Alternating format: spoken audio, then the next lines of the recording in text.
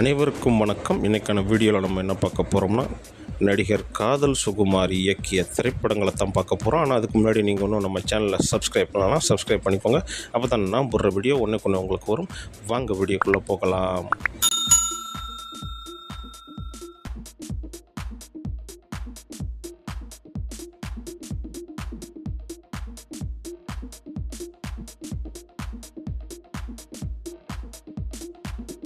சும்மாவே ஆடுவோம்,